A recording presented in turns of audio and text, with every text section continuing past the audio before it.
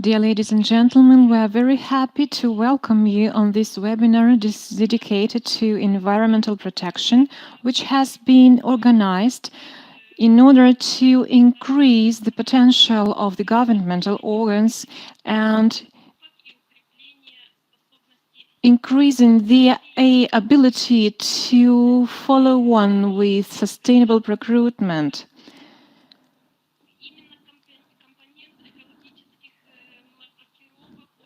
As far as we know, eco labels are very important for governmental sustainable procurement because eco labels is one of the criterion for the sustainable procurement for any country. So today we've got a lot of speakers from different countries,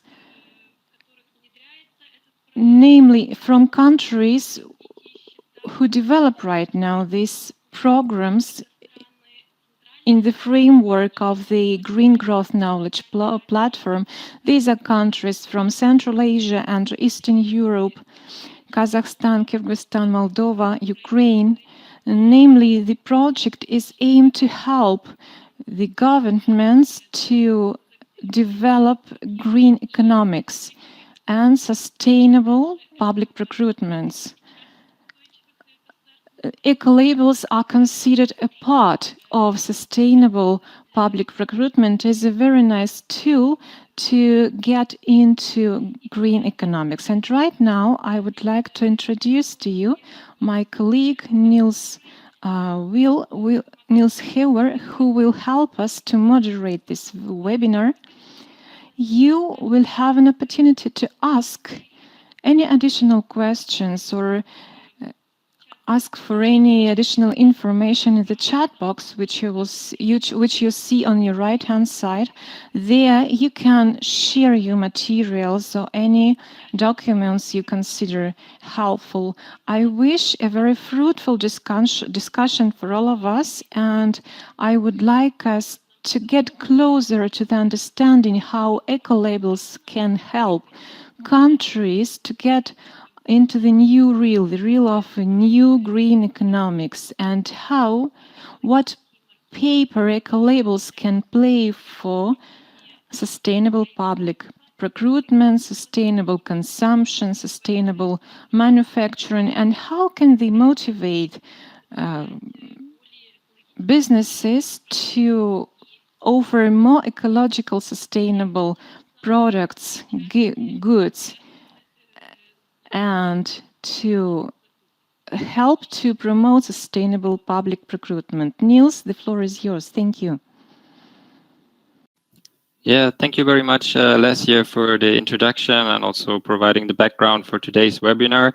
Also, thank you to Jessica Behrens in the background for organizing the webinar under the Green Growth Knowledge Partnership. I'm very honored to moderate today's discussion and really look forward to the inputs from our excellent panel that we have gathered here today. Let me just quickly introduce myself. So I'm Niels Heuer. I'm a Associate Program Officer at UN Environment. And I work in the Economy Division and Consumption and Production Unit on Consumer Information and Eco-Labeling. One of my main responsibilities is the coordination of the Consumer Information Program of the One Planet Network. The One Planet Network is the official implementation mechanism for Sustainable Development Goal 12 on responsible consumption and production.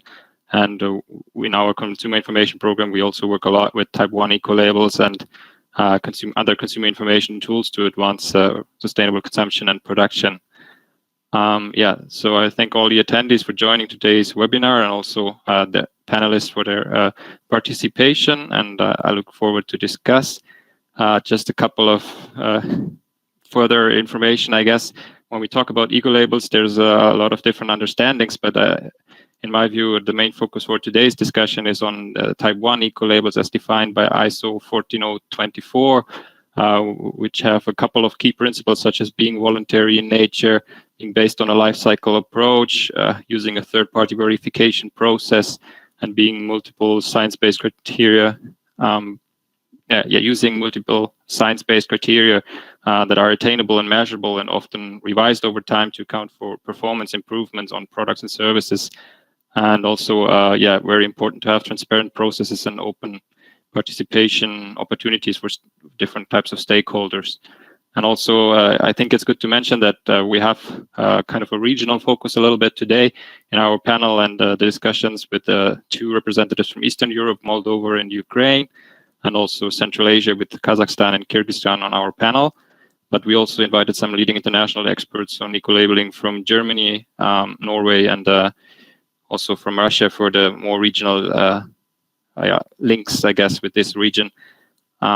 And now I would like to introduce each of the speakers one by one, and I'll ask you all as the panelists to briefly introduce yourself for about 2 minutes, giving a bit of background on yourself, your organization, and your expertise on eco-labeling. So let me start with Eugenia Kuznetsova as head of certification body from Ecological Union in Russia. Hello, dear colleagues and friends. I'm very happy to speak today. Thank you, Niels. Yes, my name is Evgenia, and I'm a head of certification body in Russia. We operate Russian National Ecolabel Type 1 Vitality Leaf, and we are GEN members, full GEN members already for more than 10 years. And all this time, we're working on developing good criteria, environmental criteria, perfectly fit for Russia to drive our economy more and more to sustainability. And today, I would be very happy to give you a brief what experience we can share with you, how we can help you to develop your national eco-labels type 1 in your countries. Thank you very much. Yeah, thank you very much, Eugenia, for the introduction, and happy to have you on the panel. Next up, I would like to introduce Kuyanish Baltabayev, Executive Director of EcoGer in Kazakhstan. Please introduce yourself. Спасибо за предоставленное слово.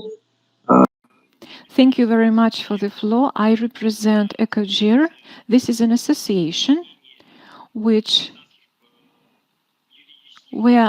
some enterprises has joined with the aim to develop a new ways of sustainable development. In particular, right now we are in a program with UNEP in order to organize sustainable public procurements, and my hope is we will be able to share our experience about ecological reforms in our country. Thank you. Yeah, thank you very much, Kuyanish. That's very interesting to hear. And next up, we have Gulnara Yuspyanova, the chair of NGO for Quality in Kyrgyzstan.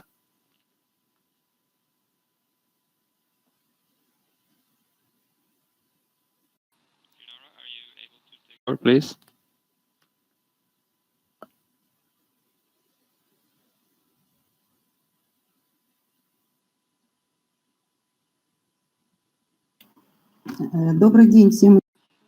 Good morning, dear friends, dear colleagues. My name is Gulnara Jusubjanova. I'm the chairman of За качество. My responsibility, I'm taking care of standards for more than 30 years, and I'm working on standards ISO 9001 and some others. We have recently got a training. Sometimes we dedicate to consulting and everything related to eco-labeling and sustainability of production, manufacturing. In fact, there are quite a lot of problems in Kyrgyzstan regarding sustainability, but I would like to say that it is improving lately, and I would like to share our experience during this webinar. Thank you. Thank you very much, Gulnara, and we're happy to hear your experiences in Kyrgyzstan later on. Next up, I'd like to give the floor to Dr. Ulf Jäkel, Head of Division for Sustainable Consumer Protection at the Federal Ministry for the Environment, Nature Conservation and Nuclear Safety in Germany.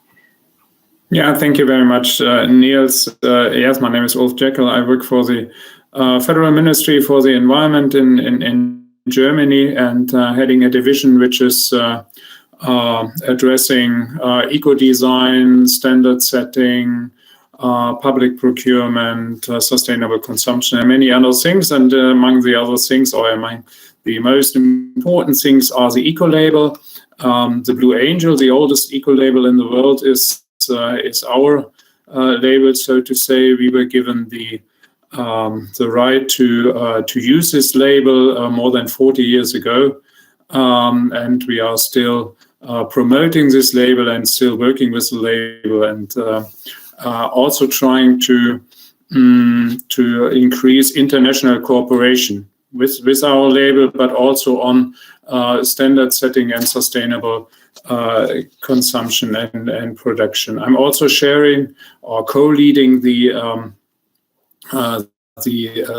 program on consumer information under the One Planet Network, which is also known as the 10-year framework of programs on sustainable consumption and production. And under that roof, we are doing a lot of projects in cooperating with other labeling schemes, type 1 labeling schemes, to enhance the use of eco-labeling and to support the policies of sustainable public procurement. Thank you very much. Yeah, thank you very much, Ulf. I'm sure the countries that are just starting on eco-labeling will be looking forward to hear from the long experience in Germany today. Next up, I'd like to give the floor to Ms. Katarina Shore, Project Manager at Green Dossier Information Center in Ukraine. Yes, thank you, and hello everybody. Thank you for inviting me for this meeting. My name is Katarina Shore, and I'm representing Information Center Green Dossier, which is an environmental organization working in Ukraine over 25 years. And one of our key priorities is promotion of sustainable consumption and production in different spheres. First, promotional campaigns for eco-labeling we started in 2009, and my personal activities more deal with organic production. I started these activities in 2003 and work on developing of legal framework in Ukraine, introduction labeling system for organic products, etc. I'm sure also that eco-labeling could be a powerful mechanism for greening economies in our countries. Thank you.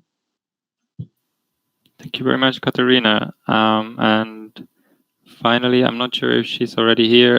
Rodica, Lesia, can you confirm or?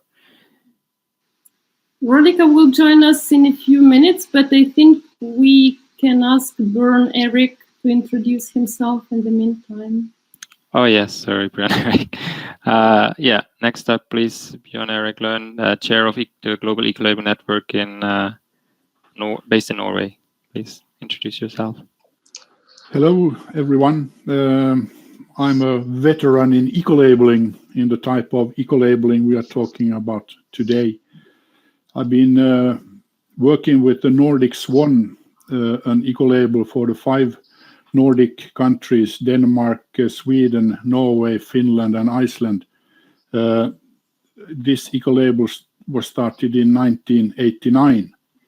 And as mentioned, I'm stationed in Oslo, Norway. I have been, for the past 6 years, I have been the elected chair of Global Eco-Labeling Network, a network of type 1 eco-labels, these life cycle-based eco-labels that Niels mentioned. And we are over 30 members globally, big schemes, small schemes, private schemes, governmental schemes, those who are focusing on only one product group or focusing on a broad spectrum of different products. And products can be services and goods. In this region, we have 2 or 3 members. Naturally, Eugenia mentioned that they are representing a Russian eco-label. We have also a small eco-label in Kazakhstan that is run by the International Academy of Ecology, that is a associated member, and in Ukraine for many years the Green Crane, which is run by the NGO Living Planet, has been a member with GEN and in our international cooperation. Looking forward to our discussions today. Thank you. Yeah, thank you very much, Bjorn Erik. I'm also looking forward to your inputs today, and I'm happy to see that also Ms. Jordanka Rodic-Jordanov also has joined us now as Executive Director from EcoContact in Moldova. Please, the floor is yours for a brief introduction. Hello to everyone. Indeed, my name is Rodika Jordanov, and I'm representing the non-governmental organization EcoContact, which has more than 10 years of activities in field of environmental legislation and environmental promotion of sustainable development. And in the field of eco-labeling, we started to work recently, especially in drafting and analyzing the regulations and analyzing the current situation to identify the best solutions and the best possibilities to implement the eco-labeling principles and approaches also for Republic of Moldova. You know that Republic of Moldova is interested to extend the export services and products, so we are very much interested to have the qualitative products, qualitative service, and to be in line with the European standards and international one. Thanks a lot. Yeah, thank you very much, Rodika, for the introduction. With that, we have gone through our large panel for today's discussion. I hope I won't lose the overview at some point, but yeah, now I'm very happy to go into the discussion with you all. And as shared in advance also with all of the attendees, we have decided to structure our discussion around 5 main questions for today, but we don't necessarily want this to be a quiz where I ask each of you to answer the questions. It's more, I very much encourage the speakers to engage with each other and respond to the comments others are making and complement each other's inputs on the questions. And also due to the time constraints and the large panel that we have today, we will not be able to hear all of you on each of the questions. But yeah, I'm hoping for a very balanced and interesting discussion going forward. Yeah, the first question that we have for today is how effective are eco-labels in scaling up sustainable consumption and production? I think I don't have to reiterate the importance of driving towards more sustainable consumption and production. At UNEP, we always talk about the unsustainable patterns of consumption and production that are driving the 3 planetary crises of nature, loss, pollution, and climate change. And yeah, we can really see that we need to shift away from that and towards a more circular economy and more sustainable consumption and production. And this is also, again, what we also aim to do in the One Planet Network, including with consumer information and eco-labeling. So I'm happy to hear the inputs from the speakers on this point, and I would like to start with Eugenia. Thank you very much. I'm ready to be first speaker. And as I already mentioned, today I would like to share a Russian experience which can be useful for Asian countries. And first of all, I think that our experience in Russia can be useful because we have, from my point of view, we have very... Я опять не слышу ни русского, ни английского. We have some... Ни спикера не слышу, ни переводчика. Gulnara has some problems. Gulnara says that she doesn't hear neither me nor interpreter. Can we help her somehow? I will chat with Gulnara and Evgenia, please. Yes, I can continue, yes? Хорошо, спасибо. Okay. Я вас слышу, спасибо. Thank you, Lesia. So, as I have already mentioned, in Russia, we have quite similar situation in the levels of national legislative requirements to products, to services and goods, as you have in Asian countries. And as we see, these national legislative restrictions are not enough to drive our economies to sustainable development, to sustainable consumption and production. And we all need additional useful tool as eco-label type 1 to develop sustainable production and consumption. And what we have in Russia, what we see in Russia, after implementing eco-label type 1 for already more than 15 years, we see, I want to emphasize two things, two aspects. First of all, we see that our licensees have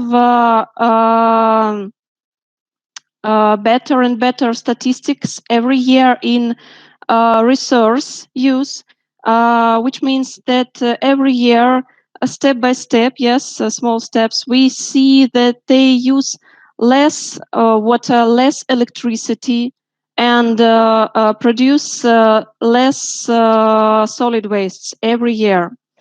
And from the other hand, we see that production of eco-labeled goods can impact, can make a good contribution in regulating pollution with hazardous substances.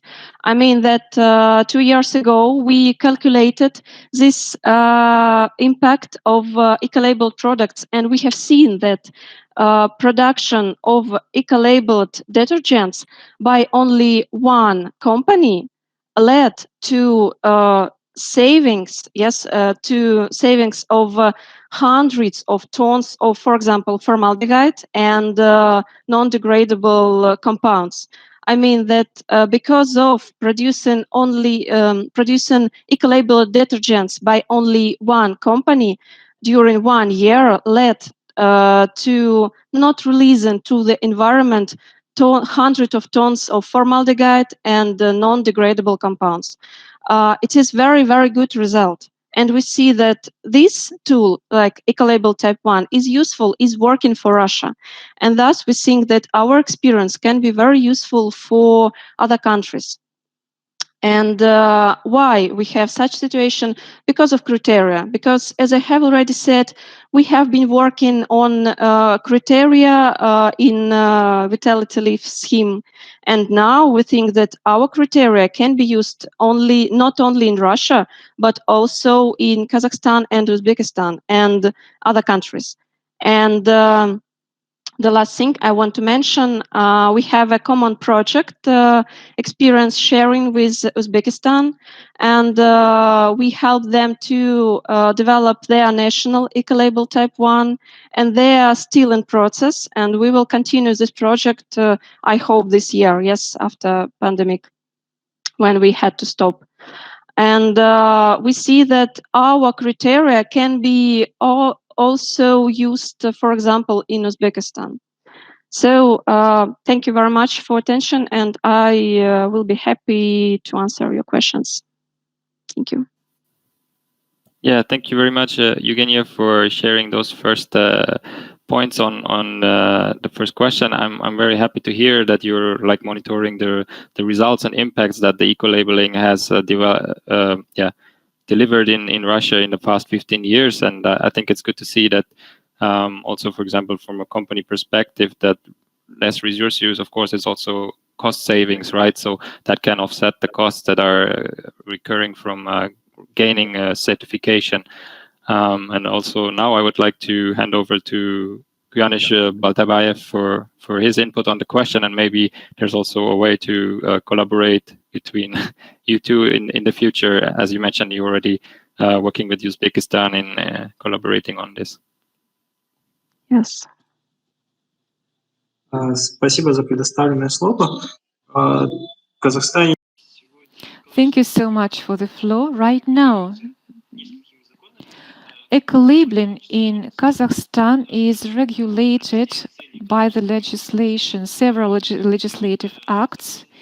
These are laws about standardization and certification.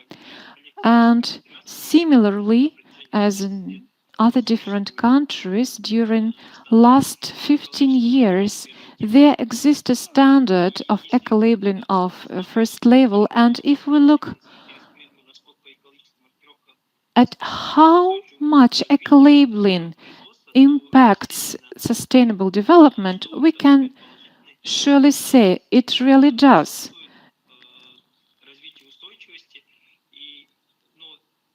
It improves sustainability, but however, talking about Kazakhstan, we have to take into account two issues. If you talk about the market, B2C, business to client, in this sector, eco-labeling is very, very popular, and the population is very keen on looking for and choosing eco-labeled products, devices. Our population is very interested to have products which are energetically effective and have or has any other sustainability labels. On the other side, we have different eco labels which are applicable to alimentation. And if we talk about public procurement here, eco-labeling is not very helpful to the producers, to manufacturers, because right now our legislation doesn't consider, is not oriented to procure products eco-labeled. And how sustainable is the production system which led to the production of these products? Because regrettably, the first criteria is the price. Producers with lowest price normally win the tenders. This criterion has been criticized many times by national experts, by international experts as well. It has been criticized by in the big inform prepared by UNSC several years ago. However, the situation has not improved considerably, particularly in the sector of public procurement.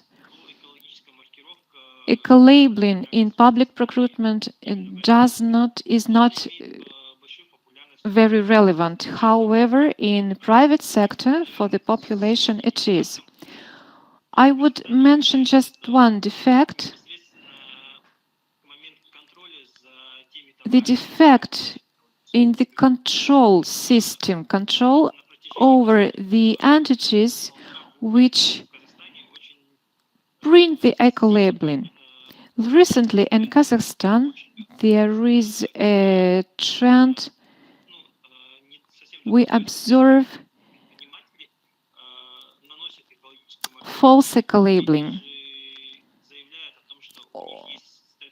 When producers declare that their systems are sustainable, and as they know that certification organs are not do not have enough resources to control and to check the products or the systems, they just put the eco-label without guaranteeing that the product is sustainable, which makes the population, the general population, not to trust any eco-label they see on the product. However, the good thing is that the trend to sustainable development is very well accepted by the general population. Thank you. Yeah, thank you very much, Kuyanish. I think that we also find in other countries, such as generally the trend of the general population to look more for eco-labeled products and be keen to consume more sustainably. But then on the other hand, those issues around credibility and trust in different types of eco-labels due to sometimes false eco-labeling or greenwashing attempts. And it's also interesting to hear that public procurement at the moment in Kazakhstan is still not that developed to support and reinforce eco-labeling approaches. So I'm sure maybe with the project together with UNEP, this is something that you will work on in the future. And now for a final intervention on this question, I'd like to give the floor to Mr. Björn Erik Lund from GEN. There's many interesting perspectives that are brought up already now in this panel.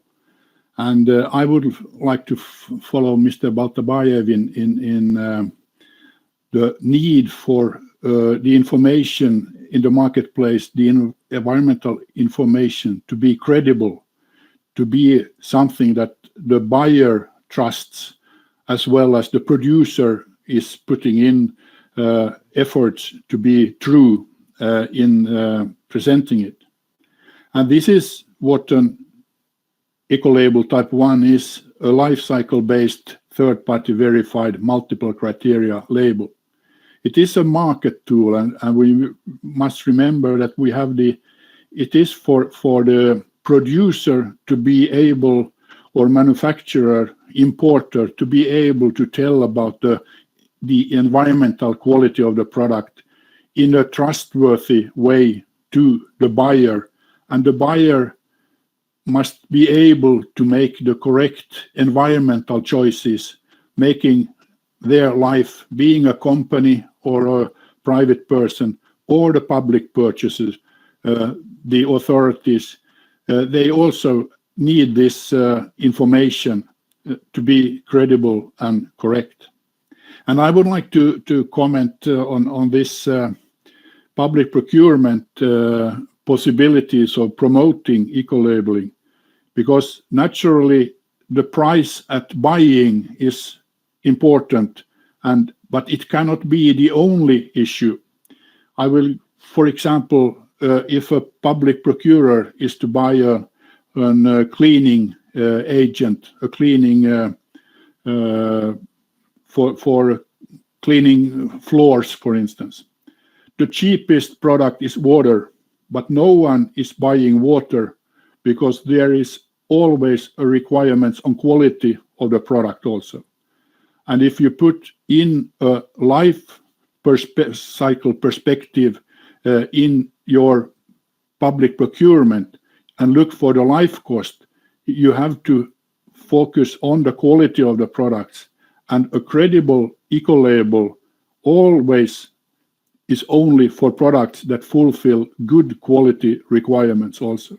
Quality is a very important environmental feature of any product. So this coupling with public procurement has been boosting eco-labeling in many countries in Southeast Asia, especially, where the public or the authorities, the government has decided that, for instance, we have in Korea, in South Korea, they say the government has a decision that is it 30% of everything they buy has to be eco-labeled. And when they talk about eco-label, it is like the EU also has in their legislation a requirement that it is a type 1 eco-label, a life cycle perspective environmental label, and not a greenwashing attempt on some single issue. And now I'm not talking about in food. Organic labeling is a very good labeling as such for the product of the commodity to the marketplace, being anything from potatoes to coffee. But the further further products that have a longer supply chain, there, this life cycle perspective, it must be more than only organic, for instance, for food.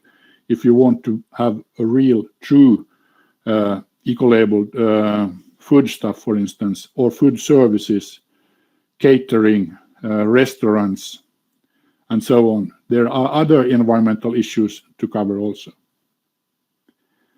That's my first comments. Thank you. Yeah, thank you very much, Bjorn Erik. I think that's very good to re-emphasize the importance of taking a life cycle approach. I think not just in eco-labeling and procurement, but in general, I guess, when it comes to environmental policy. I think, I don't know if I'd like to give the opportunity to one more speaker if there are any further reactions to what's been said by the previous three participants. Otherwise, we can also move on to the next question. Yeah, I see Ulf raised his hand. So Ulf, please have one more comment. Yeah, thank you very much, Niels. Just to complement what was said by the previous speakers, for us, we also, that eco-labeling are addressing both ways. They are addressing the consumer, give some orientation, which is important, and the credibility is the most important thing.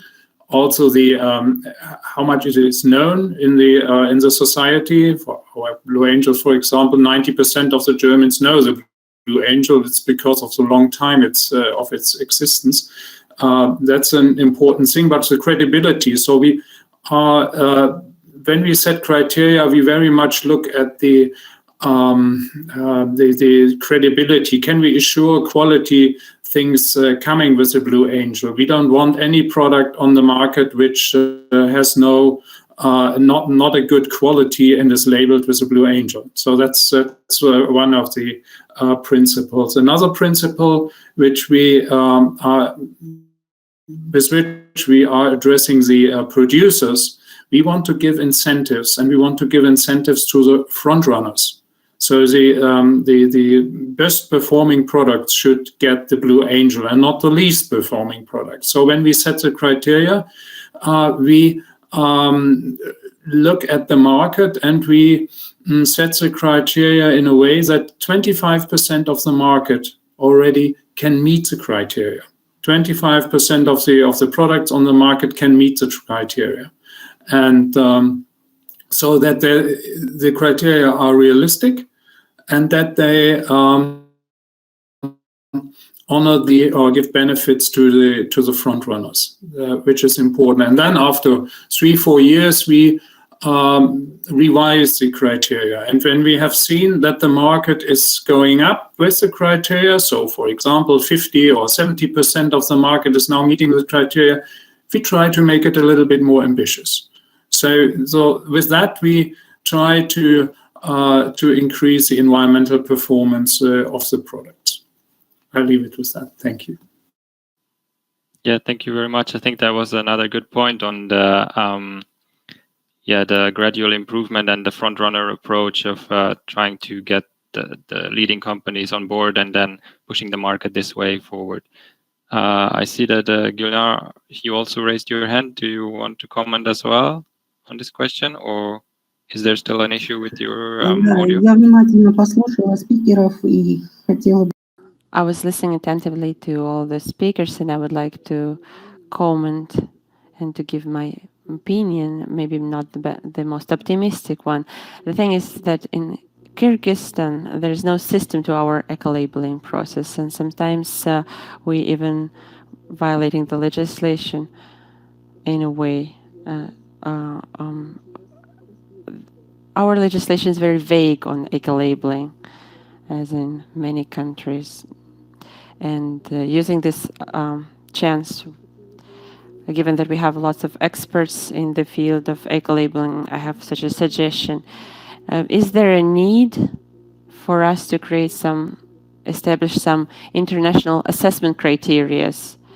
Because, for example, speaking about me as a representative for Kyrgyzstan, if tomorrow our producers would want to certify their products from Kyrgyzstan, they will be lost, and I will mention that lately. They are lost when it comes to choosing the eco labels. Will it be the Swan, the eco label, or so on and so forth? Probably time has come to set some joint criteria based on ISO 1404 and develop some common eco-labeling brand. Of course, for European countries, it's easier, but for a country as Kyrgyzstan, a large country, even though we have good produce, especially when it comes to food, but to prove its ecological qualities is very difficult.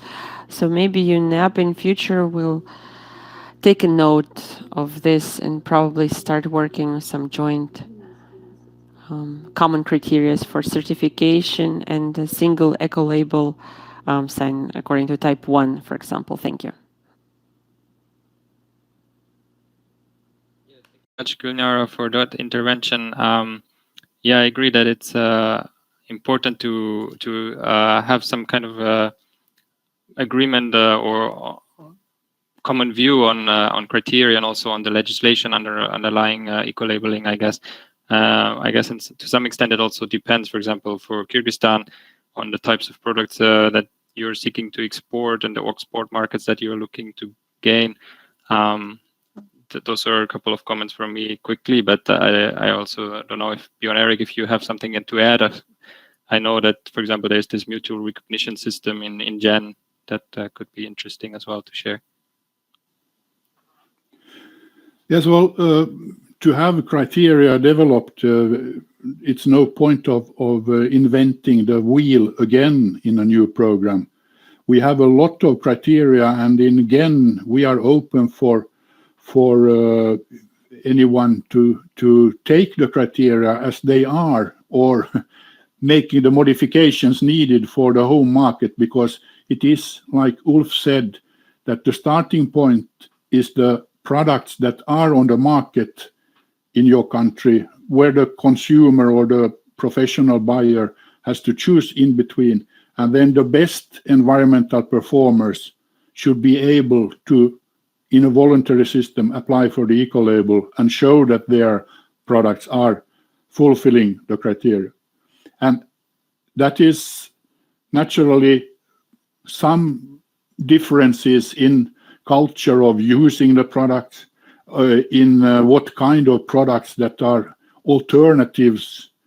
For instance, for a soap is not the same all over Europe, or the raw materials for soaps are different, and so on. So you have to consider the national market, but use and look through all those requirements that are put up already in established programs. And I saw one comment connecting to this is there is some questions on the chat, in the chat box also, about the credibility of labels and should they can they cover a life cycle and in that sense be 100% credible.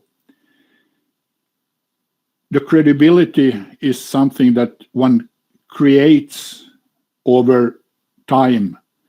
It's not introducing a label that no one knows or recognizes and no one has credibility to. It's not possible to do that overnight. It takes time for both sides in the market, for the producers, manufacturers to learn about the eco-label, and that there are requirements, criteria for the products that are environmentally relevant to have an eco-label, to give the consumer, the buyer, a possibility to choose between more or less greener products. And that takes some time. It doesn't happen overnight. And the expectations that often are connected with establishing an eco-label is that will promote the export of products to other markets. And that is very difficult. Then it's much more relevant to adopt or to apply for the eco-label in the market you want to get into. For instance, the EU eco-label, anyone, anywhere in the world can apply for the EU eco-label for their products. And I remind you that the EU eco-label is not for food stuff at all. So it is for non-food products. And you can apply for that on the same way as other European producers or importers. And having the EU eco-label gives you market access in EU, but naturally it is difficult to have with the national eco-label access in the European market. The same goes for the Nordic Swan eco-label. We are not well recognized outside the 5 Nordic countries. We have this high recognition on 90 to 95% in the Nordic countries. The consumers trust the Nordic Swan. We have been working with this for 32 years. So the trust came only, well, let's say in 15 years of activity. And it is established also by this trust and credibility is established by a support from the government in words, in choosing it in green public procurement, and also from NGOs supporting, environmental NGOs supporting the eco-label, being public or private. Thank you. Yeah, thank you very much, Björn Erik. I'm sure that the response was also helpful for Gunara. I think we should move on to the second question now. Sorry. In the interest of time, I think there's still a lot of so for the second question, we want to focus a bit more again on the role of public procurement and how it can open business opportunities for companies that get eco-labeled. So yeah, that's the main question. So why should companies aim to get the product certified and labeled? What are the benefits for them also in terms of getting access to public procurement? And the first person for this question I'd like to ask her comments is Katarina. Yeah, thank you, Niels. Actually, for me, it is always a bit a question, what is really opportunities from side of public procurement to eco-labeling or from eco-labeling to public procurement? Because public procurement itself, it is a good instrument to promote eco-labeling. We know a lot of stories from different countries when they set up some percent of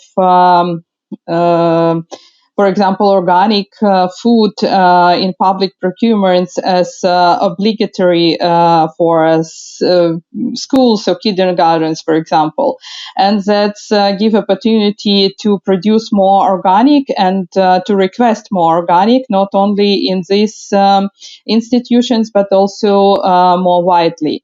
In Ukraine, we have such a situation that last year, new legislation took into force about public procurement, and now there are a number of projects, including UNEP, trying to include also environmental criteria to the public procurement.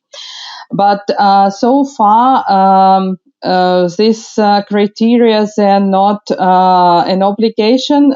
They could be as an additional criteria, and still the size of these criteria not so big. They could be up to 30% of the whole counting of the tender. So when we are talking about such a product with eco-labeling, the price is usually higher than of similar products without eco-labeling, which made such a product not very competitiveness. In this issue this setup of environmental criteria could be and increasing of their importance could be a reason to actually to get win such a product. And just one word more, we have also a good Ukrainian system Prozoro. Probably some of you heard about this system. It is online public procurement platform implemented in 2016, which made a model for a collaboration of business, government, and civil society. And we are looking really forward how this environmental criteria will be further developed within Prozoro system, and how producers could be involved in such a consultations. Great, thank you very much. I think the online platform that you mentioned sounds quite interesting in helping push public procurement and eco-labeling in Ukraine. Furthermore, I would like to hear also the thoughts from Rodica in Moldova. Yes, I am supporting the idea of Katarina. Indeed, it is quite a new approach for both countries to use the green procurement. However, in Moldova, we succeeded to conduct some modification in the law regarding the public procurement, and we have several articles in this law which is connected with the green procurement conditions and about certifications and about the criteria which should be applied for deciding, especially in the tendering procedures regarding the procurement based on the green. It is not an obligatory conditions at this moment in Republic Moldova. It means that the procurer can decide if it is interesting to put accent on the green conditions or not. What we realized at this moment in Moldova that we have several cases when companies, especially small medium enterprises, they are interested to participate in the green procurement because they have capacity and also they have the products which are according with the criteria which is established at this moment. However, we know that the Republic of Moldova it is in the process of implementing the association agreement with the European Union, and based on the association agreement we had the DCFTA procedures which need to be implemented, and due to the fact that we are interested as country to extend the export to European Union and to have them more easier entering in the European market, a lot of companies, they show interest to have such kind of eco-labeling certification to have possibility to participate and also to have this access to European market. This is encouraging the approach of the Ministry of Agriculture, Regional Development and Environment, also a lot of stakeholders, representatives of the business to put pressure and to develop the mechanism, internal mechanism for developing the eco-labeling. We don't have yet the eco-labeling procedure in Moldova, so as I mentioned previously, we are in process of drafting the regulation and analyzing the possibility to apply the European label. What we also would like to mention that based on the possibility to use the eco-labeling also for business means improving the reputation among the customers, and also to extend the number of customers, and also to raise their competitiveness in connections with other representatives of the business. Also, due to different initiatives, different project supports which were implemented during the last year through DCFTA, business realized that they succeed to reduce the cost from through the recycling, also using energy efficiency criteria, and also products and services are based on the energy efficiency procedures. Also, a lot of company mentioned that they improve the risk management at the company level, because now they are taking in consideration also the environmental criteria and also the elements of the green procurement and green business. So it is also a strong point for us to develop the green eco-labeling, and also we are realizing that this eco-labeling is also offering possibility for business to participate in the green procurement. So it is a space for improvement. We quite aware about this. It's necessary to improve the perception of the business, not for those who are interested to open or to place their products on the European market, but also for those who are working and offering services inside of Moldova. So it is a necessity to find this voluntary interest to improve the technological process and also the full circle of the management to achieve this criteria for the green procurement. Thank you. Yeah, thank you very much, Rodica. I think it's good to hear that you're working on integrating or like connecting eco-labeling with green procurement in Moldova, and also that you recognize the companies are recognizing the value in entering new markets and increasing their export opportunities through eco-labeling. Now I would also like to hear from Ulf on the experience in Germany, because I think eco-labeling and SPP is also very well connected there. It's very well connected. That's true, and the criteria we are setting for the product groups in our eco-labeling Blue Angel are the criteria we are looking for in our green public procurement, at least in our green public procurement policy. Since some years, we are now able to also refer directly to eco-label type 1, as Björn Erik already mentioned, under the European law and also under the national law. And so we do, and we see that some of the product groups with the most license holders we have in our Blue Angel systems are ones which have an important which have an important share in green public procurement, like copy machines and paper and so on. But we also have to support the procurement offices. We in Germany have 30,000 procurement offices, very small one to very large one. So, and we have to support them. We set up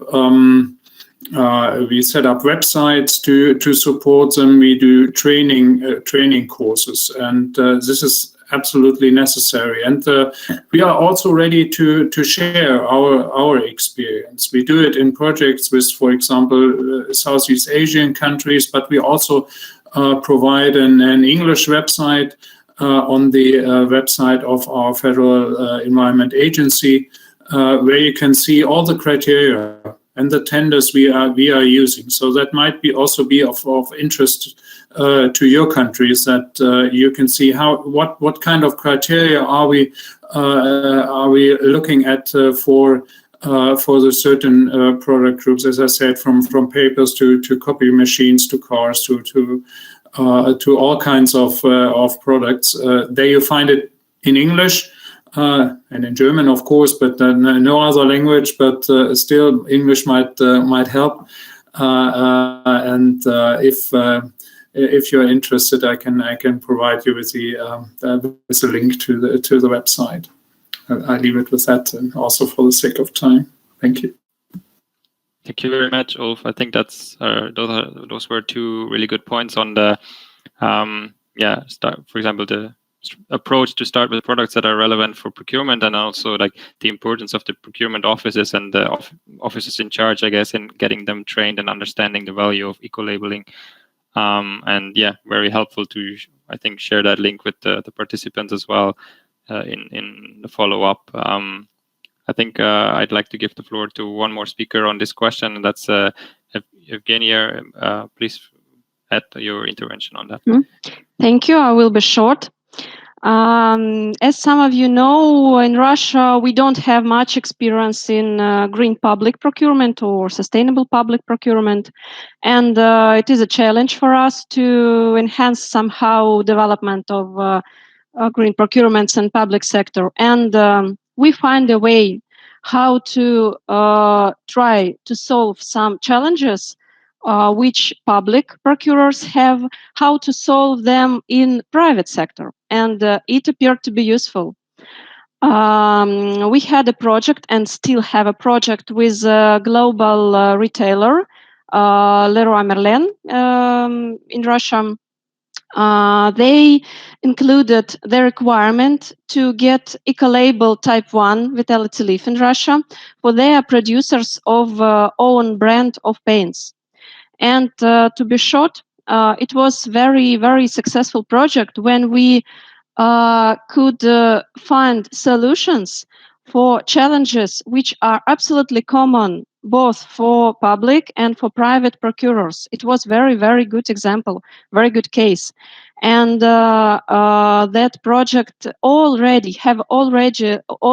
led to appearance of 7 new licenses, 7 new companies producing eco-labeled paints. And it led to production thousands of tons of eco-labeled paints, and which is very important.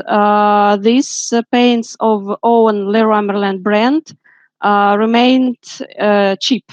Yes, these products after eco-labeling remained as products with low price, which is very important.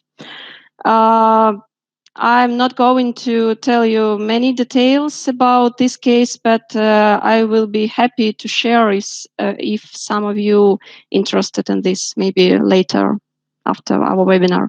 So thank you. That's all. Yeah, thank you very much, Eugenia, for that intervention on the role of retailers as well in private procurement in pushing eco-labeling as well. And yeah, I think we will be happy to have further materials shared after. And with that, if there are no further points on this question, I would like to move to question 3. What is the biggest challenge for governments in an increasingly complex eco-certification landscape?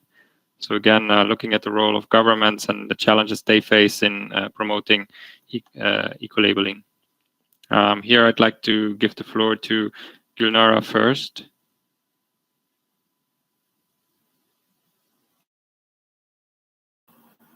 Спасибо. Благодарю. Thank you very much. First of all, I would like to mention that now, in general, there is no any work in the area of eco-labeling, as I mentioned, commenting the first question discussed in this webinar, that the legislation is very vague comparing with European countries. More than that, the consciousness of businesses and government is quite low regarding sustainability, regarding eco-labeling. There are a lot of talks and discussions, starting our president, that our country is the country of sustainable production, but real work in this field is not that impressive. Regrettably, I don't know why. However, what is being doing? Several days ago, our president has signed a decree about increasing of sustainability of ecological safety, and there are several programs named there. However, eco-labeling is not mentioned there. Another issue I would like to mention, we need to translate these standards, international standards, which could be a basis for our legislation, should be translated from Russian. But only Russia has the right to translate into our language from Russian according to ISO 900 standards. But our producers of agricultural products do not read in Russian, they do not read in English, and they really depend on this translation into our national language. This is quite a challenge. I work quite a lot with enterprises, and I'm told always, I'm asked always, why do you offer only Russian language trainings? We cannot benefit from them, and why there are no incentives for enterprises in any mode, in financial or others, for those who try to meet sustainable development criteria. And as my other colleagues from post-Soviet countries have already mentioned, our requirements for public procurement, eco-labeled products have not any benefit.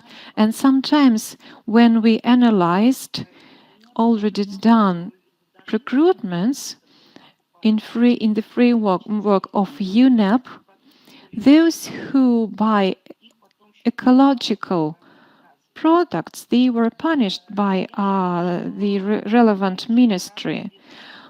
To my mind, the time has come to introduce sustainable requirements into legislation, and the priority to eco-labeled products and eco-certified enterprises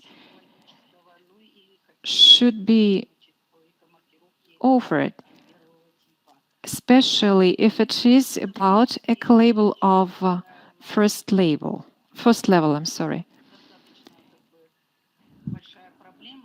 Another challenge we face is the very low export levels. And if on our national level sustainability is not really a concern, an incentive could be an export where eco-labeling is a priority, but export is not a relevant sector in our economy. And that's all. Thank you. Yeah, thank you very much for Gulnara for sharing the many challenges you're facing in Kyrgyzstan in establishing eco-labeling, and I think hopefully you can also learn from the experiences from the other countries and participants sharing their insights today in how to advance further. Now I'd like to also give the floor to Rodika on this question. Yes, thank you. As I mentioned above, indeed, the fact that we have in our national legislation the provision regarding the involvement or the possibilities of procurement,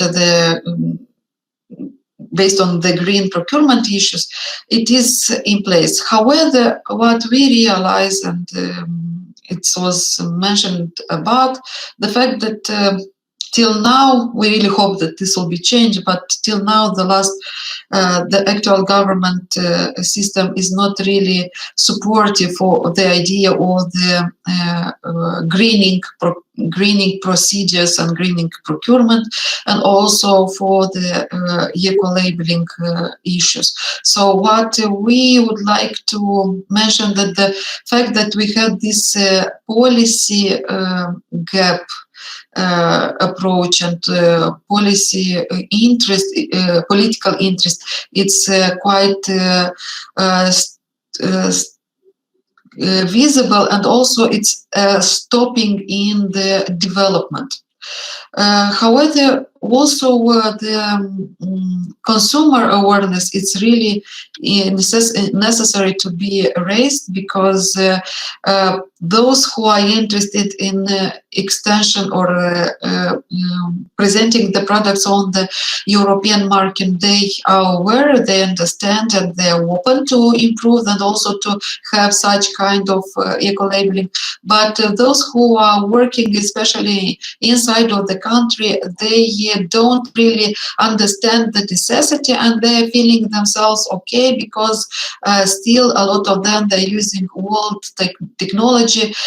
They are happy to use the national standards on production or manufacturing, but they don't really put the high level of such kind of activities. And also we need to take in consideration that Moldova have quite a big percent of importing products which are placed on the market, so it is not really possibility to request or to promote the eco-labeling for those who are importing goods outside of the country, without just thinking about the momentum income, but not on the sustainable consuming. So awareness for the customers, it's still a high priority for Moldova. So it is important to raise this understanding why we would like to use environmentally friendly products and services. Infrastructure, institutional and production infrastructure, it's still a big issue.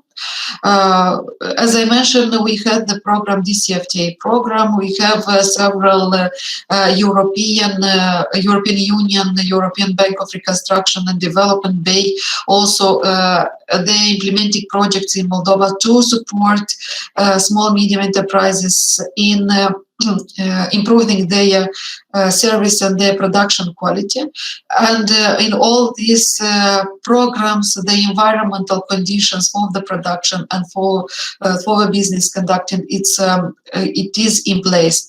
So it is a necessity to improve the infrastructures of the producers and also institutional infrastructures to achieve this quality or the environmental criteria, and also to raise and to have this competition in environmental products on the market.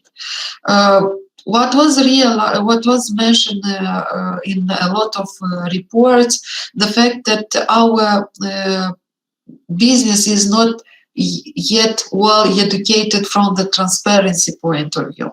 So if we have good results and good achievements in the public transparency, especially on the procurement, we have online database, we have online register, we have a possibility to monitor the process.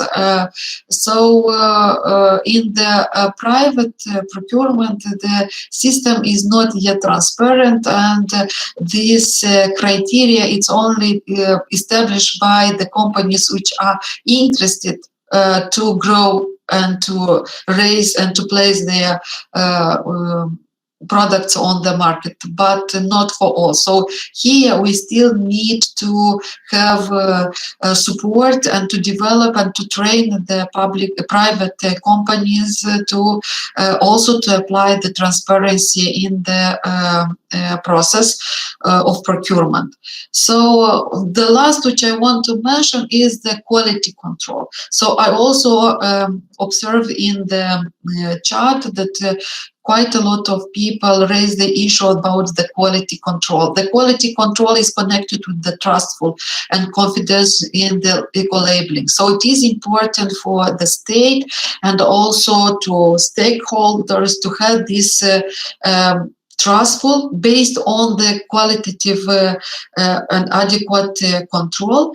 But here probably I will be very radical, but I don't really want to promote the idea or the quality control based on the old system that it's someone is coming, verifying, checking punishment, applying punishment and so on. So not such kind of control, but control based on the trustful, control based on the legislation, control based on standards, and control based on the qualitative companies which can, which will check and bring, offer the eco certification, eco labeling.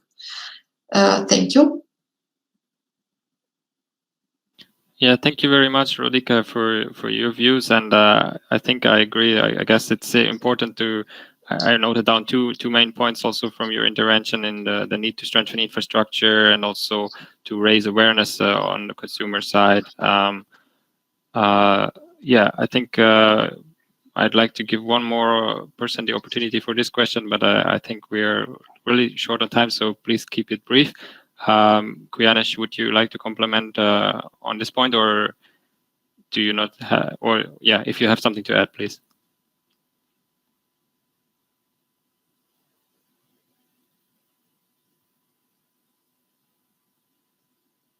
Kuyanesh Baltabayev, do you have something to add on this question, or would you prefer to speak on another question later on? Ну, в принципе, я согласен с коллегами о том, что уже было сказано. Если говорить... I would rather agree with my colleagues. And with regard Kazakhstan, we really need to improve the knowledge of our public procurers. In spite of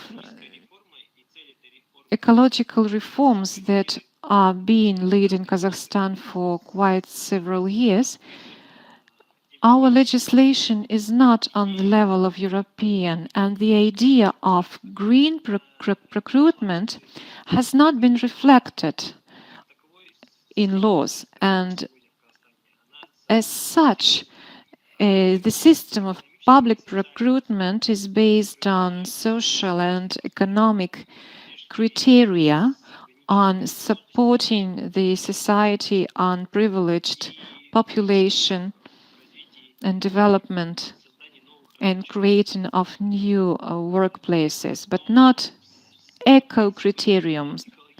Criteria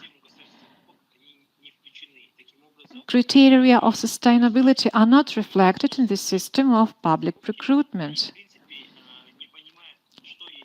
And a lot of procurers do not really understand what is eco-labeling, what do they serve for, what is their value. And if we just introduce this criterion into the list of those the product have meet to be procured by any public entity, this idea will not be accepted as far as it is not really well understood. So far, the first step for us should be the awareness increasing.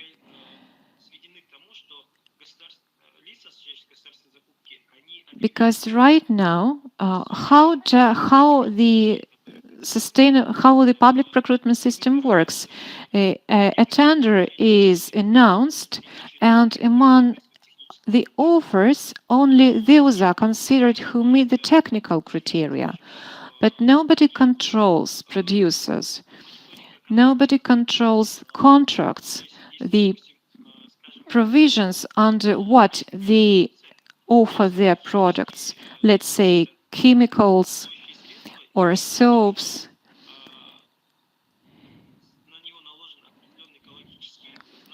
Let's say a producer says that the soap is eco-labeled, it is a sustainable product. No public procurer will monitor the whole process of the production, the whole life cycle, how really sustainable this product would be during the whole life cycle. And as I have already mentioned, eco-labeling for public procurement will not be an effective leverage, because our public entities are not enough aware of what is that. That's why before changing our legislation, we have to define what is sustainable procurement, and then to offer training programs about what is that, and only that introduce the criteria. Thank you very much. Yeah, thank you very much, Kyryanish, for this addition from your perspective in Kazakhstan, considering the need for raising awareness and training, and also the need for better control and regulation to be built. Now I'd like to come to the fourth question, and this is about international collaboration. So how can we strengthen collaboration and knowledge exchange for global coordination on eco-labeling? And here I'd like to hear the thoughts from Jon Erik, please. Well, there is also questions in the chat box about mutual recognition, and yes, mutual recognition can be done on very different levels. As mentioned earlier, one way of having more equality between different labeling systems is that you adopt criteria from other programs, and that can be done also without any formal mutual recognition agreements. We do have among the GEN members mutual recognition agreements on specific product groups or on a more general basis of helping each another with certification and site audits. But the depth, so to say, in this mutual recognition is not very deep, so to say. I think the German Blue Angel has the highest number of mutual recognition agreements of those in eco-labels on the European market. The EU eco-label can't do it at all because they refer to that it's a regulation, a legislative basis that doesn't open up for making mutual recognition agreements with others. So it's about creating this credibility between programs that is creating the mutual recognition possibilities, and having very formal agreements between different schemes is not that usual, so to say. In GEN, we have the members go through a genesis process, which is where we check that our colleagues, those who have applied for the genesis process, it's a peer audit process where we check that the program is following the principles of the ISO 14020 general principles for environmental information and the 14024, this standard that we are following, being a type 1 eco-label. This genesis process is a basis for GEN members to make mutual recognition agreements. The connection between different types of environmental labels out there is not only limited to this kind of formal agreements. It is also that, for instance, in the Nordics 1, we say that when we eco-label grocery stores, shops, everyday shops, we look into how they are using the energy and how they are using cleaning agents and what kind of refrigerators they have and so on. But we also give points for using or selling products that are eco-labeled with other eco-labels or organic food, for instance, because there's not eco-labels in that sense on food. So we are promoting, or in our criteria for paper, we see that fibers either are recycled or then labeled with the FSC or the PFC label, global labels for forestry and for the fiber. So there are connections between these labels. Even if the mutual recognition agreements are not that detailed. And I can tell you that for the past 10 years or 15 years, we have been discussing between all GEN members, could we make one set of criteria that would be the same in every program? And we haven't found an agreement. My own personal suggestion has been single-use batteries, because they are almost the same all over the world, produced in a few factories, big factories under different brand names nowadays in China. That could be a first starting point, but we haven't agreed upon that either. So to have the same criteria for one product group. I think that the most spread one is the adoption of organic and the definition of what is organic on foodstuff, but that it's so much easier when the supply chain, so to say, for a vegetable or a fruit is that short, that it is from the producer directly to the market. That is easier than when you have a supply chain where you have to check all the chemicals in use and all the other things that have been part of a production of a product, and that makes it difficult to find or create the trust between labels and create the picture that the products are the same. And as I mentioned, type 1 eco-labeling is starting from the market or the products, like Ulf also stressed, the products that are on the market where the label is, and those products are not freely floating all over the world, even if we have a lot of international trade, and that's growing, but we have very few products from outside EU, for instance, on the European market, with some exceptions where there might be then organic labels but not eco-label requests so much. And the thing with type 1 eco-label, and that is my last point to stress, is that you have to be open in a type 1 eco-label. You are open for an application from anywhere in the world. It's not only for an eco-label in Kyrgyzstan in the future. It's not only for Kyrgyz products. It's also for Uzbekistan products or Russian products or European products. Everyone should be able to apply for the label. So the label is connected more to the market where it's sold than it is it's not at all connected to where the product is produced. We have Nordics 1 eco-labels for textiles from Bangladesh and China and so on. And we go actually to see that the factories are doing what they are documenting for having the Nordics 1 eco-label on their textile. Thank you.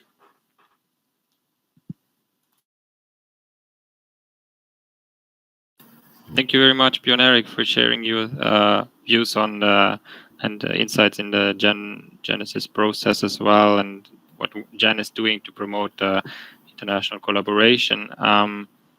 Unfortunately, we are pretty much running out of time here. I see also there were some good questions in the chat, and we have one more question that we wanted to discuss with you. I don't know if panelists are agreeing to stay a little bit longer, just a couple more minutes, as the discussion is really, really interesting. I think Yeah, I think maybe if we just go to the last question and have one more input on that, and then we take one or two questions from the audience and end the call. Is that good for everyone? So yeah, for the final question that we wanted to raise is the question on the consumers. And I see also there were a couple of comments on the role of consumers and also the issues they face in terms of recognizing credible information or eco-labels from non-credible ones. So the question is, how can we better promote the benefits of eco-labeling to consumers? And I'd like to hear Katarina first on this question. Yeah, thank you, Niels. Yeah, it is really very important question, and consumers, to say true, don't like to pay more if they don't know for what they're paying.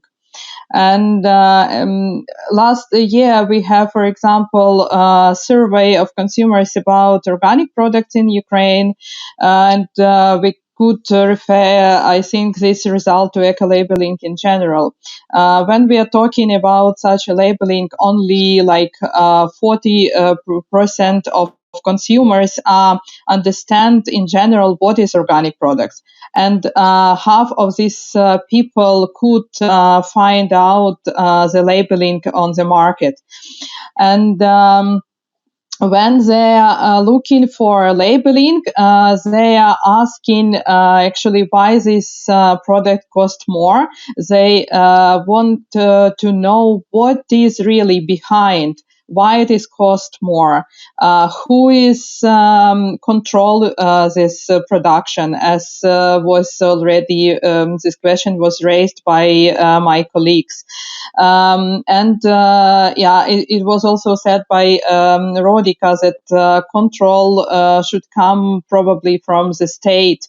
And if in Ukraine, the same as in Moldova, we have no regulation system for eco-labeling, it is not possible to implement such approaches. And also government will never promote any system if it is not in the regular regulation framework. We have good examples of private labeling in Ukraine or international labeling in Ukraine working for some years, but consumers would like to know exactly what is behind. It should be clear information how the quality was achieved, how the products was produced, who could guarantee, and what will happen with the products or producers if they are not fulfill some requirements or criteria. It's my brief intervention. Thank you. Yeah, thank you very much. I think, this is really a recurring question on the credibility of eco-labels, but also the other types of consumer information that consumers are faced with in the market. And that's also something that we work continuously on in the consumer information program to strengthen the credibility of sustainability information on products and services. So we are also inviting more partners to join our efforts. And we, for example, published in 2017 the guidelines for providing product sustainability information together with UNEP and ITC, but developed with the whole program basically to where we outline like 10 principles on how to communicate sustainability information. And I think these could, like eco-labels, for example, they are the best way to match the criteria on reliability, but there's also like the principles can be based also apply to other types of consumer information, for example. And now I'd like to hear maybe one more point from Eugenia as well on this question. Yes, thank you. In Russia, we are the only company who develop vitality leaf eco-label, type 1 eco-label, and we are a very small team. We have only 3 persons, even 2 persons in our PR department.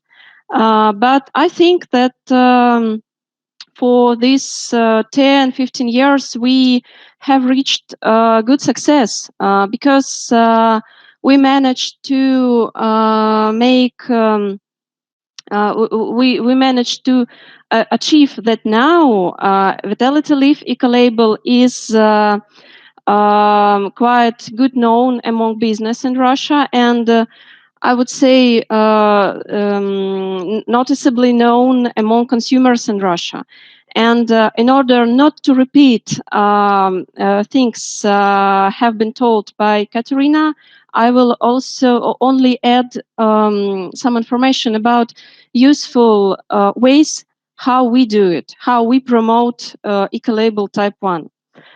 And I think that very important, we try to collaborate as much as possible with media, with business media, for example.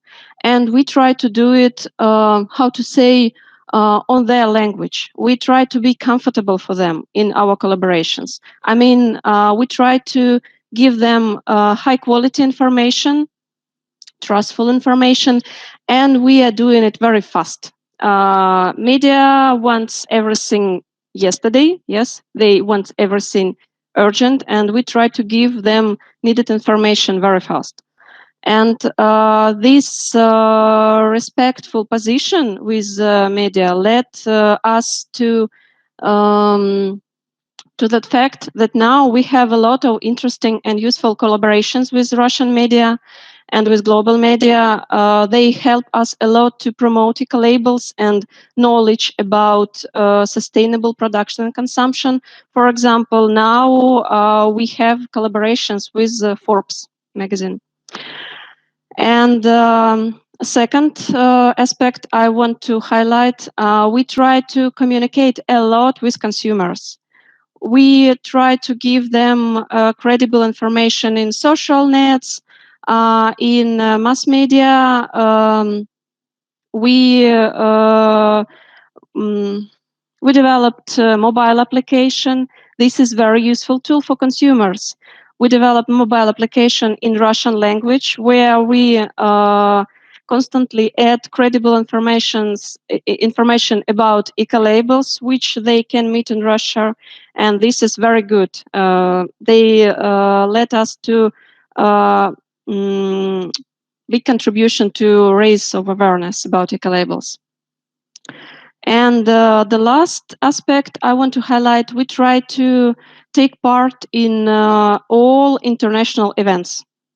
And afterwards, to tell about it to consumers and business. And we don't stop on achieved. Thank you. Yeah, thank you very much, Eugenia, for your inputs and sharing your expertise on communication. And I think it's very interesting, yeah, to work more with media, and also especially social media is becoming so important with a lot of younger consumers who are more open to sustainable products as well, to reach them on these platforms and inform them about eco-labeling and sustainable consumption in general. I saw, for example, there was also, I wanted to come to a couple of questions from the audience. I thought there was one that was quite interesting. I thought just thinking a little bit outside the box, I guess. So by saying, for example, we always discuss the environmental considerations and the price as being kind of trade-offs.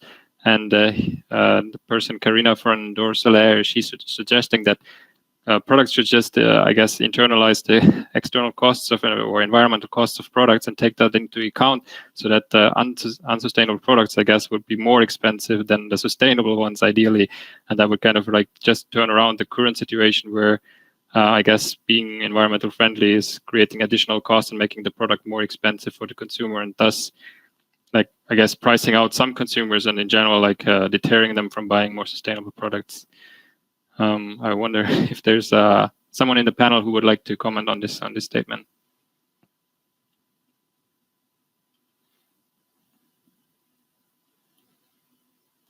Yeah, Ulf, please. Yeah, it's a sort of perpetuum mobile this question. I don't know for how many years we are working on that, on a real internalization of external costs, and yes, that would solve a lot of problems, and we just help ourselves with some instruments, trying to implement or internalize some of the costs, like we have with the Eco Design Directive, for example, or with some that we keep the worst products from the market, and then we set some criteria and give some incentives for the best. But it's still the second best option. The other option would be the very best, but it's on the one hand it's very hard to assess the actual external costs. It's very difficult. And it even makes a difference if you consume a product in place A or in place B. So you have to include the transport, for example, which might make a lot of difference.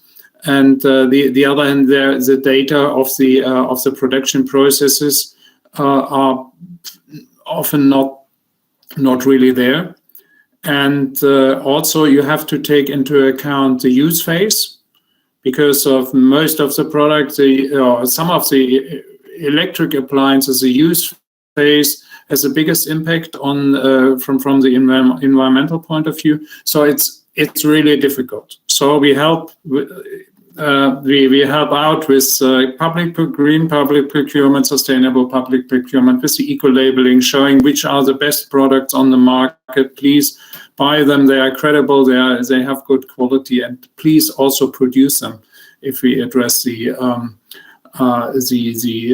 producers, and yes, I think governments can do a lot, and also on the good and maybe wrong and false claims.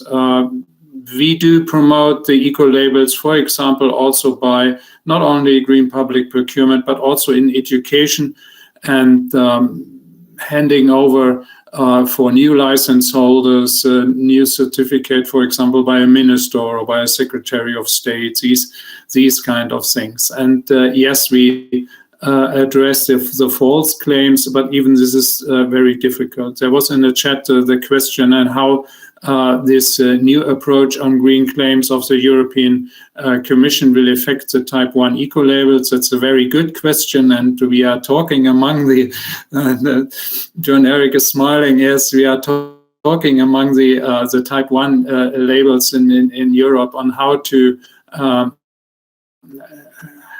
approach the Commission. And in fact, we will have a meeting with the Commission tomorrow, a virtual meeting, of course, on that issue. We think that the Type 1 eco-labels offer more. There are no better better information sources than the Type 1 eco-labels, and so we think the approach should be to promote the Type 1 eco-labels and maybe address the ones which are not very reliable. We try to do it in Germany with an assessment of standards and eco-labels on a platform called siegelklarheit.de, and there we address for certain product groups the performance of the eco-label, and if we can recommend them or not. It's open for consumers, it's open to public procurers, and on the international level we are cooperating with the International Trade Center and their standards database. So there are some attempts already to address green false claims, but it's really difficult to do that. Thank you. Yeah. Thank you very much, all, for your inputs, and also for tackling the question that came in on the European Commission work on green claims. I think, this is really something that we need to tackle to kind of, differentiate, make it easier for the consumers to choose between the credible and sustainability information and the greenwashing attempts, I guess, to really drive more sustainable consumption. I think I would like to conclude with one final question that was also raised from several in our audience on the impacts of eco-labels. I think how sure are we about the impacts that eco-labels are delivering? For example, one person was also saying, are we not just certifying somewhat unsustainable consumption for a variety of commodities? If one or two speakers would like to respond to that comment. Björn Erik, please. Well, we are not solving the climate crisis or the environmental crisis from buying eco-label products.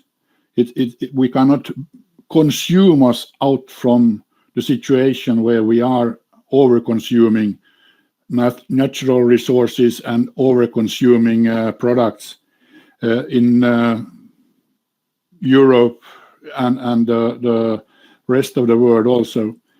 So the eco-label and environmental information is when you have actual need for a product, being a service or goods, and you have the possibility to choose between more or less greener products on a market. Then eco-labeling has a function, or any environmental information about the product. Naturally, there are other levels of preventing the eco-catastrophe, so to say. And it's very important that eco-labels are a multi-stakeholder involvement, that we also have environmental and consumer NGOs on board, as we have producers and manufacturers, governments people, and also research science people. It is this mixture of knowledge that can reduce to an acceptable level the environmental impact of our consumption. And then there are other considerations, naturally, also social, economical considerations that have to be taken care of. But so we should never say that eco-labeling is solving the climate crisis. No. We have on the top the legislation and the international cooperation between states and all that. And it is important to use eco-labels only there where it actually gives the information needed by the buyer and making that credible from the producer to the end buyer.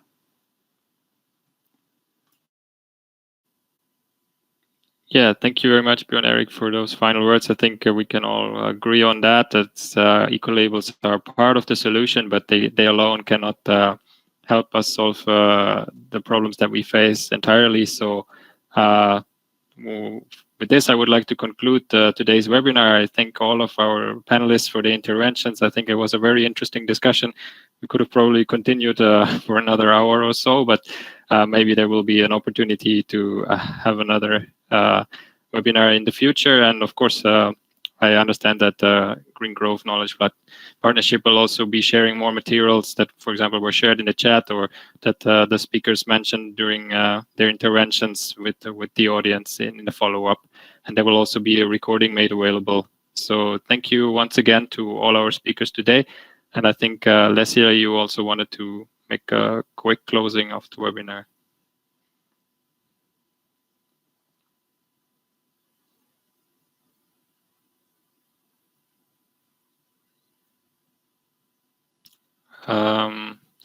Yeah, I think maybe if Lesia is not available right now, and then I would just like, from my side, I guess, say thanks again to everyone for joining in, and have a good day, rest of your day.